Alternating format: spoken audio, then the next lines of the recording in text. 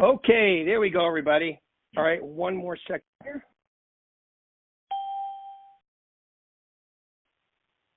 Okay, so we're getting started. I've already muted everybody. So Omar, if you could please hit *6 on your phone, then we can hear you. *6, please. All right. There you are. Okay, everybody. Good morning. Good morning. Rolling. Good morning, sir.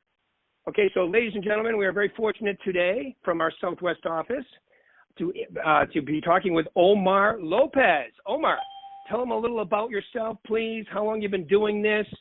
All that good stuff. Give us a little history. Well, thank you, Rick, for the opportunity, and I apologize in advance. I have this cough going on, and it's driving me nuts.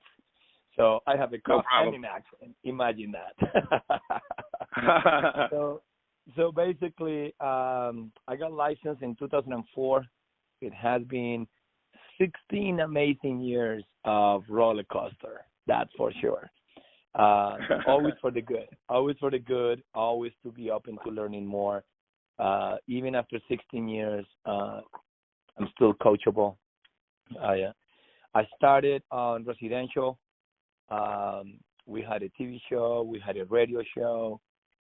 We were doing a lot of community events. We got to the level where I started losing my passion for what I was doing. This is about 10 years later after doing real estate. Then I decided to reinvent myself and got into commercial real estate. So right after doing commercial real estate, now I'm at the stage where I need to reinvent myself again. The moment that you stop creating and recreating your business is the moment that you start going into a routine. So some of the things that I've been working on is went from residential to commercial. Now I'm between commercial and investor. And 2020, now I'm moving into a commercial investor developer. And all of this has been an incredible journey in order for me to start building my retirement. It's never too soon to start, thinking about when are you retiring. So that's some of my primary goals. Okay, cool. Good. And just so they understand, because your production levels, like when you were in residential, give us a couple good years for you, and then just do the same thing you just did, but take us through some of your production levels so they get an idea of what kind of business you do. So I was very driven in the Hispanic market, and we got to do 700. And in my best year, I did 950,000. I'm not good at the GSCI thing. I just talk about dollars.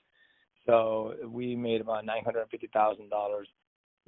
I had a coaching call with my broker. I had a one-on-one with Mark Stark, and we reinvented how can I get to a higher level. Other years I made 750. 2017, 2018, about 500,000 an income, which I think that's 750 GCI or something like that.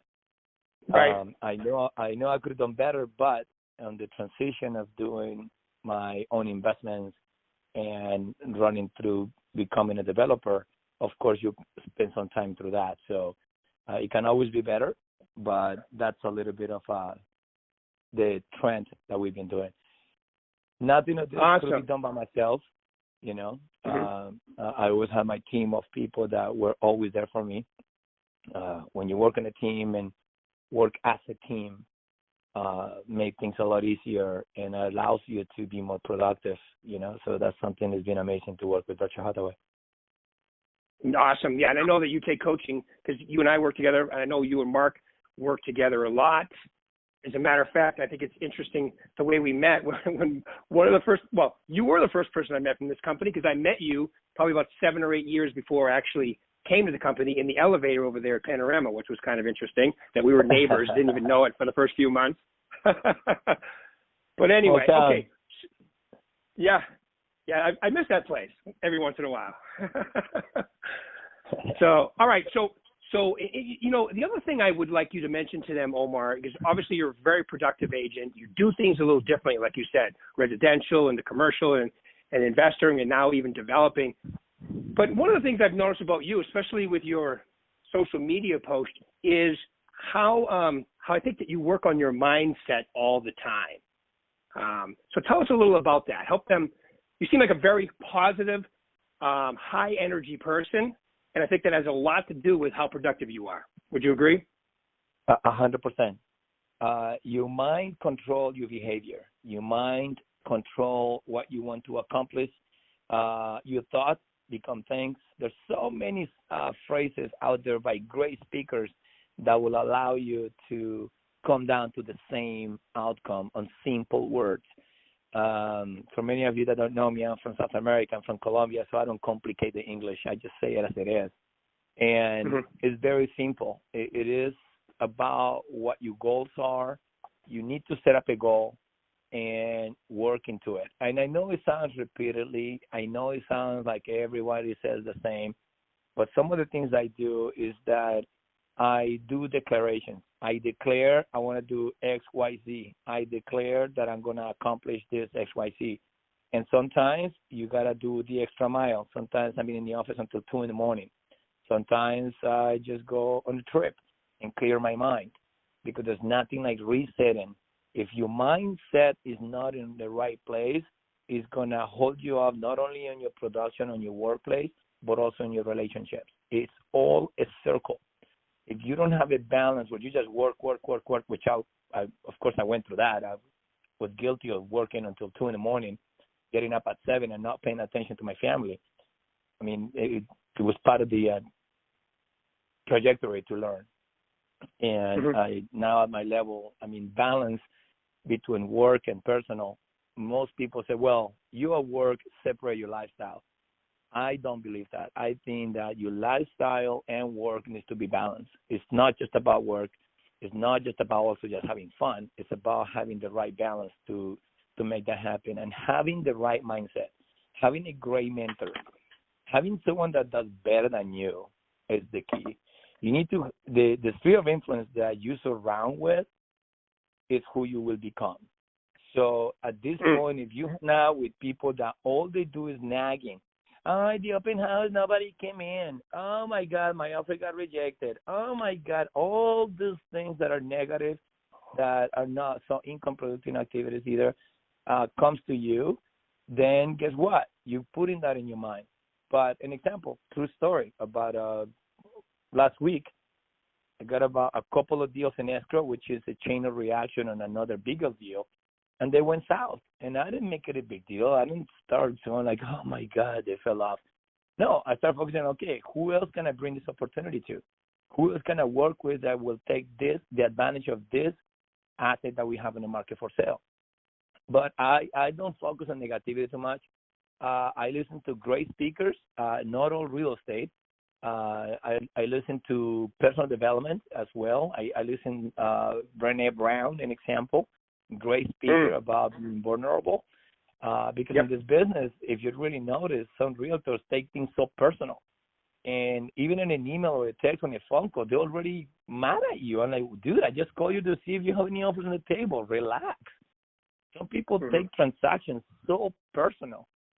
And that's when it becomes a little difficult to work with that, because they're making the deal and making sometimes decisions ahead of the game that are non-real estate related. It's just all based on feeling. So the mindset of how you start your day, how you go throughout the day when hard times come through, because when everything's happy, everyone's happy. But I'm talking about when hard stuff comes your way, when a curveball comes your way, and how to handle the situation. So that's how important it is, mindset, to me. It's extremely important. It's the number one item I think of. Yeah, I agree with you 100%. And I can tell by your social media posts and just by knowing you that that's a critical part. So Brené Brown, is there anybody else you can think of? Because I think Brené's awesome. Simon Sinek's another one that's really popular today. Obviously, the Napoleon Hill, all those guys too. Anybody else? Anything that you read or listen to a lot of, or? The One Thing by Keller Williams. That book. Oh, by Gary. By Gary. By Gary. It's an incredible book. I'm not much of a reader, to be honest with you. When there's something that gets my attention, I just don't read it once. I go back to it again and again and again. Because what do we do with so much information if you're not going to apply it? Sometimes we go to all these seminars and do this and do that, and I got people on my team that does that thing. Oh my God, they're Mr. Seminars. They go left and right and they do all of this. And sometimes I ask them, okay, what did you learn? What is the one thing you got out of it? And are you going to apply it? Are you going to do it? And I think the book, The One Thing, it's an incredible book that will narrow things down and will allow you to see an easier way to succeed and also to channel where your business is going to head to. So it's a great book that I would totally recommend. Good. I love it. Good. All right, cool. All right. So now, okay, so one of the things that I like to talk about on these calls is, well, before I do that, let's go into this. You mentioned, that your business, obviously having the right mindset, doing the right activities, having a good mix. You also mentioned taking valuable vacations, because I think that's a important part of it too. Tell us a little about that. Like, what do you think is a good mix for an agent as far as taking time off and doing different things like that? Something that I love with passion about what we do is that we are our own CEOs. And as a CEO, you need to make the right decision when you need to step up to the plate. I travel the world, and I have my funds with me, but I balance it out. I'm not on my funds 100%. So it's incredible. Sometimes when I'm out of town, I get more business done than when I'm here. I don't know why. It's just incredible. So I love being in an atmosphere that it excites me, that keeps my momentum going. Again, mindset. What pushes you forward? What are your goals that you want to accomplish? What are the places that you've never been and you've been wanting to see? So there's nothing wrong with mixing that together. I put a deal together while I was in Japan, and it took me 3 phone calls. I let my partner know. My girlfriend was with me on that trip, and I said, hey, babe, I got to take this call. And it makes it difficult because it's 15 hours ahead, but you balance it out. And the people that are surrounding you, as long as they're aware of the primary goal, there shouldn't be a difficulty. Some people say, well, when I go on a trip, I leave everything behind. I normally don't do that because, as we all know in this business, one phone call that we miss could be very pricey. But I also set up standards. I also set up time frames where I'm going to do this 5-hour, and it's an activity with my family, and it's about quality time. There's so many people that confuse the quantity versus quality. You can spend an entire day at the house with your family, not being connected with them, with your loved ones. But you can spend 3 hours of quality time listening to them, paying attention to what their needs are, and focusing on how can you guys grow together. That is quality time. It's not about spending an entire weekend in Maui and you're on your laptop the entire time. That is not quality time. That is not a fun trip. So it is a balance that I will definitely apply when I go on my trips. And also it helps me out to reset the atmosphere and the ambience. That's awesome. Yeah. And it looks like you have a blast because, and I, by knowing you, I know that you turn this into fun and you enjoy what you're doing. It's really obvious. And I think that you attract, a whole bunch of business by doing it that way. I do. Okay. And in fact, the signature of my email, if any of you ever got an email from me, it says that if you don't love what you do with passion, you will perish. And right. If you really think about it, all of this is about the way you think, the way your mindset works.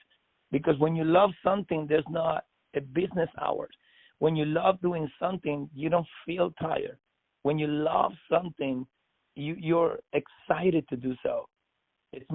I never say, it's Monday. Yeah, it's Friday. To me, any day is good.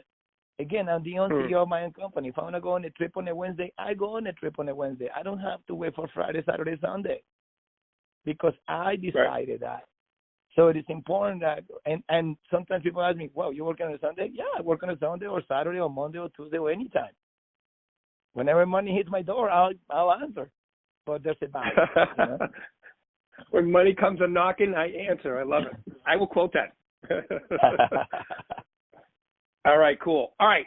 So I always like to ask this question when I'm interviewing rock stars like you, and that is, okay, so let's turn back the clocks to time. It doesn't have to be 2004, but knowing what you know now, if you were to start this over again, or if you were a seasoned agent that wanted to go to the next level, what would be the three most important things you would tell them to focus on right from the get-go?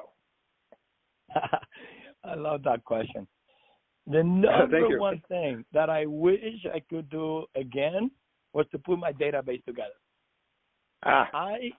I never, with the amount of deals that I've done, and I admire things like Napoli, Ivan Scher, and so many others that you can tell they have a database because they have consistency within the niche of the market. If I had a little wand and go back in time, I will create my database. I took it for granted. I do so many transactions and keep going, that I never created my database where I would be with today's tools. It's so easy to follow up. So that would be the number one thing I would recommend to any real estate professional which has made this his career, to put the database together. It is incredible, priceless, and it will cost you thousands of dollars in the future by not having this database. Trust me, I'll tell you, I lost tons of opportunities for not having my database together. And Omar, just so you know, out of all, and I've been doing this podcast now for almost 4 years, out of all the top producers that I've, Billy, Avi, Ivan Scher said that almost every one of them say the same thing. Some of them did it, and some of them didn't do it, but they all say, get your database, organized right from the beginning. It'll pay you all kinds of money. So that is the number one answer of most of the top producers that I interview. So good. That's number one. Cool. What would be number two on your list? The number two will be a follow-up system. The follow-up system is incredible because once you get to the level where you got incoming people coming to you, as a human being, sometimes it's really easy to fill up the wagon and forget a client that you haven't called back. Some of these clients are like, hey, Omar, we're ready to buy the building. And we're all human. Things fell through the crack. And having a system that will allow you to do a follow-up will be extremely important. And an example, I use my calendar on my cell phone. It's my Bible. If you're not on my calendar, I will not show up. I don't let things that come last minute unless I'm open to dictate my agenda throughout the week. I normally, in my agenda, I know where I'm going to be on Friday, and today is Monday. I know what I'm going to do on Wednesday, and today is Monday. And most of us, just someone calls you last minute and like, hey, can you send me this property? Yeah. And then you drop everything else. So the second tool would be definitely to have your management tools in place. And fortunately, for everybody on this call, or most of them that are with Berkshire Hathaway, we have our wonderful CRM, okay, the VAC, so they can all use that. So perfect. Okay, cool. Is there anything in addition? Yeah, and exactly. Thank you. Exactly. Now, I do, and you probably have a different one as well, because a lot of people use the VAC and then they use something else as well. Is there something else you use, or just your phone, basically? Well, I use my phone for contacts and commitments and in my agenda. But to me, my agenda is extremely important. Or as far as the direct income producing activities, I use a commercial CRM. It's straight from one of the vendors that we use, but it's non-residential driven. So I don't know if you guys want to hear it. Okay. But this is a little more complex because we use some of the techniques that we learned from CCIM. Which, by the way, if any of you are listening to get your commercial certification, you definitely would like to pursue CCIM. It's an incredible tool, and definitely will set you apart. So very interesting. Cool. All right, great. All right, so there's number two. Be organized with your follow-up and so forth. How about number three for us? The number three, yourself. At the beginning, if I had a wine to go back on time, or even as of today, that's some of the number one things that I changed in the last 4 years, or probably 5. is do not forget about yourself. There's only one you. There's only one body, and when you take care of your body and your mind and your physical exercising, eating healthy, making sure. I mean, I had a time frame in my life where real estate, every open house has alcohol and food, every mixer has alcohol and food, and there's so many events that at some point you get carry on with all of this. And then, knock on wood, I haven't had any health issues, but at some point, when you see somebody else that going through some situations, then you learn your lesson. I definitely did. Number one, I think the number 3 on this list, but that should be the number 1 actually, is to take care of yourself. Make sure that your mind and body are connected. It's not all about work. Eat healthy, work out, have a good balance. There's always time. When people tell me there's no time, I always say, hey, how old do people have multiple companies all over the world and they still have time? And that's some of right. One of my mentors is Anthony Robbins and his organization, and they talked about that. They talked about how we all got the same 24 hours in a day, and taking care of you should be your priority. If you can help yourself, you can help others. Yeah, he calls it shoulds versus musts, right? Shoulds versus musts. 100%. Yes, sir.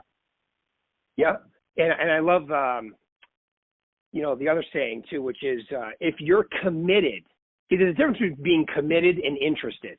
A lot of people are, I'm interested in making my life better. No, you can't be interested, because if you're interested, when, you face adversity, you find excuses why you can't. If you're committed, which is a whole different thing, then you don't look for excuses. You look for reasons why you can make it happen. And that's what I hear you saying about taking care of yourself. 100%. Awesome. Yep. All right, cool. So Yes, those sir. are the big 3. Anything else you want to add? I mean, we got a couple minutes left here. Is there anything else you want to add? You have probably go ahead. I think I would like to say that your education and knowledge is something that no one will ever take away from you. If real estate is your career, make sure that you educate yourself into the market that you're working on. Understand the niche that you want to focus on. Be open to learn, and don't ever stop learning. I don't care how many years I've been doing this. I'm still open to learn something from someone else that probably does better. The circle of influence that you hang out with is who you will become. And Right. who is the people that you're surrounding with? Are they doing better and equal than me, or are they dragging me down? There's so many naysayers nowadays, especially through social media and everything else. Avoid the naysayers. Focus on what you want. Have your goals in writing. Visualize them every day and go for it. Yeah. Speaking of social media, I have a pretty decent social media following. Plus, I'm following. And if I have somebody that is consistently negative, I just unfriend them. I don't want to see that. That's what we have the news for. Right? Not even the news. Don't watch the news. Exactly. It's not good. Exactly. They're watching the news, cool. and people that wake up to the news and have notifications on your phone will hold you back from moving forward. You're probably making phone calls from prospecting, and now you get a notification from Facebook about a fire somewhere. And I mean, you're not a firefighter and you're in Vegas. As long as your family is okay, move on. Right. Totally agree. And just so you know, Omar, I'll be putting this call out on social media. It'll probably go out tomorrow because Michelle's out today. And also it'll be on my podcast. So if you have an iPhone, it's on the podcast app. If you have an Android phone, it's on the Podbean app. Then you just type in my name and you'll have all my list, and you will be on there by tomorrow, and I'll be blasting it out everywhere on social media for you. And I just want to say, Omar, thank you very much for taking 30 minutes out of your time this morning for us. I really appreciate it. This has been completely helpful. And for everybody else on the call, we will do this again in 1 week. Omar, thank you very much, my man. Woo! Thank you, everybody. Cheers to an amazing 2020. Thank you very much. Appreciate it.